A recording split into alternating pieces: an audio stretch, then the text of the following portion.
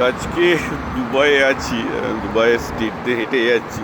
Dubai এমনিতে একটা খুব ভালো, এখানে দেখুন রাস্তাঘাট হাঁটার জন্য কত পরিষ্কার। আমি সাথে হকার তুলে দিতে বলেছিলাম, যদি রাস্তাঘাটে হকার বসে থাকে আপনি এত সুন্দরভাবে কোনো শহরে, পৃথিবীর যে কোনো শহরে হাঁটতে না পারলে এটাকে শহর বলে মনেই হয় না। এবার বলবেন যে গরিবদের রুটি রোজগার, এগুলোর উত্তর আমি অনেক কবার দিয়েছি। গরিবদের রুটি রোজগারের জন্য তাদের শিক্ষিত করে তাদেরকে ভালো ব্যবসা দিতে হবে। হকারিটা কোনো ভালো রুটি রোজগার নয়, এটা মানে গভর্নমেন্টের অন্য রকমের ফেলিওর, সেটা দিয়ে একটা শহরকে ধ্বংস করা যায় না। দ্য ফ্যাক্ট ইজ যে এই ইরান এবং আমেরিকার যুদ্ধে সবচেয়ে বড় ক্ষতিগ্রস্ত কিন্তু হচ্ছে দুবাই। কারণ আপনারা যদি দেখেন যে সবচেয়ে বেশি মিসাইল হানা, ড্রোন হানা প্রায় 4000-এর কাছাকাছি এখনও পর্যন্ত দুবাইয়ের ড্রোন হানা হয়ে গেছে। মিসাইল হানা হয়েছে প্রায় 500-600-এর উপর।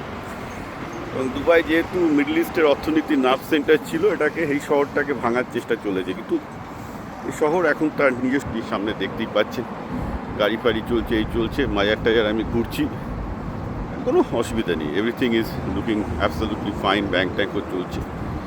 সো হচ্ছে এই যে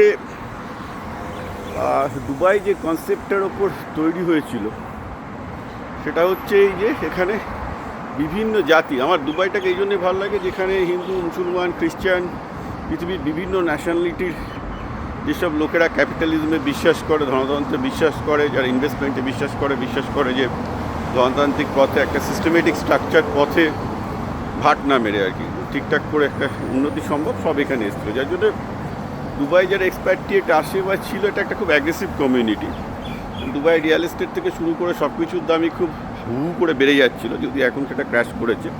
কিন্তু আমার দুবাইয়ে এই এসে এখন মনে হচ্ছে যে না, দুবাইয়ে আবার রিয়েল এস্টেট থেকে শুরু করে সব কিছুই ফিরে আসবে। Because seems like people have a hope, যে লোকজনের মধ্যে একটা আশা আছে যে না, এই শহর আবার ফিরবে।